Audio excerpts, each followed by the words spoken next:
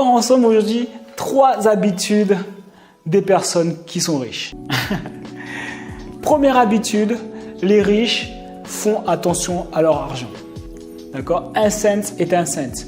Après, il ne faut pas y voir à cette habitude un truc de genre ils sont radins ou un truc comme ça. C'est juste qu'ils font vraiment attention à leur argent parce qu'ils savent que l'argent est important. Alors qu'en général, les personnes qui n'ont pas beaucoup d'argent, les personnes pauvres, hein, on va dire directement, c'est pas péjoratif hein, quand je dis pauvre, c'est juste pour pouvoir dire en fait les gens qui sont pauvres ne vont pas faire attention à leur argent, tu vois. De même la phrase qui revient le plus souvent c'est je comprends pas, l'argent ça vient dans mes mains, ça disparaît. Tu vois. Je sais pas qu'est-ce que j'ai fait avec mon argent, je comprends pas où passe ma paye. Tu vois, ben, ce genre de choses. Eh ben, un riche, il sait exactement où va son argent. Il se dit pas oui tiens c'est bizarre, qu'est-ce qui s'est passé, je comprends pas où est passé mon argent. Donc déjà première chose que tu peux faire c'est de faire tout simplement prendre ton relevé de compte et regarder tous les abonnements qui servent à rien. Tu verras, il y a plein de choses qui en réalité ne te servent à rien dans ton quotidien. Donc déjà, tu peux déjà zapper tout ça. Et tu verras qu'il t'en restera un peu plus.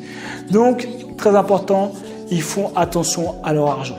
Ils se disent pas, ouais, c'est rien, c'est que 5 euros, ouais, c'est que 10 euros, et puis ils le dépensent comme ça, n'importe comment. Deuxième habitude, ils se payent en premier. Alors, ils se payent en premier, c'est-à-dire qu'en gros, ils mettent en général 10% de côté, d'accord, si jamais on part du principe du livre L'homme le plus riche de Babylone, ils mettent 10% de côté, d'accord.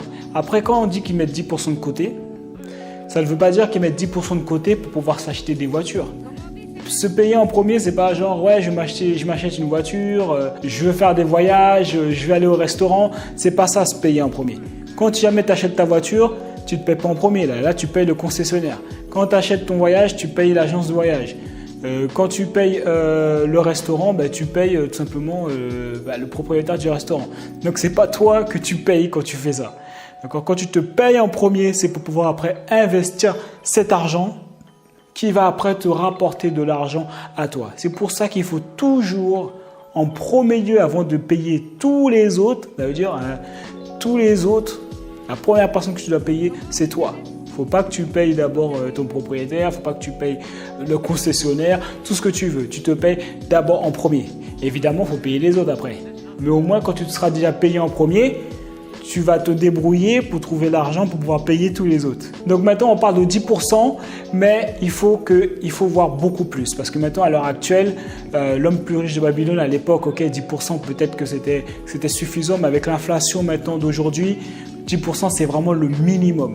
Plus ton salaire va augmenter, plus il va falloir que tu commences à mettre beaucoup plus, 20%, 30%, 40%. Certaines personnes vont dire « Ouais, mais moi, je ne peux pas mettre de l'argent de côté, je ne gagne pas suffisamment. » Si jamais aujourd'hui, je n'arrive pas à mettre au moins 10% de côté sur ta paye, ce n'est pas quand tu feras 1 million d'euros que tu arriveras à le faire.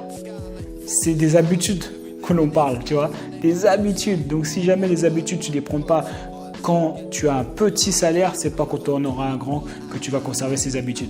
Parce que souvent, 97% de la population pense que lorsque tu deviens riche, tu prends des bonnes habitudes. Tu sais, par exemple, quand je deviens riche, je vais commencer à lire. Mais non, en fait, tu as lu et comme tu as cette habitude de lire, tu es devenu riche. D'accord? Donc, les habitudes sont super importantes. Troisième habitude des riches, ils veulent toujours améliorer leur intelligence financière. Ils vont toujours chercher comment je peux faire pour apporter plus de valeur à mon marché. Quel effet de levier je peux utiliser? Est-ce que j'investis en moi? Est-ce que j'investis dans mon équipe? Est-ce que j'envoie mon équipe en mastermind? Est-ce que moi, j'investis dans mon entreprise même, dans mon marketing? Voilà, constamment les questions que la personne riche se pose. Comment je peux améliorer mon intelligence financière? Comment je peux faire de façon à utiliser mon argent pour pouvoir faire continuer à grossir mon business? La meilleure façon de prédire ton avenir, c'est de le construire. D'accord? Ce sont les habitudes en fait qui créent les résultats dans ta vie. On est des êtres d'habitude, que tu le veuilles ou non. C'est où tu as des habitudes qui t'emmènent vers la pauvreté actuellement, ou tu décides d'avoir des habitudes d'enrichissement, d'accord? Que les riches utilisent. D'accord? C'est juste une science. Les personnes ont analysé quelles sont les habitudes qu'avaient les riches et on s'est aperçu que c'est grâce à ces habitudes qu'ils sont devenus riches. Donc maintenant, c'est où tu délaisses les mauvaises et que tu prends les nouvelles, les bonnes habitudes qui vont être bonnes pour toi, pour ton avenir.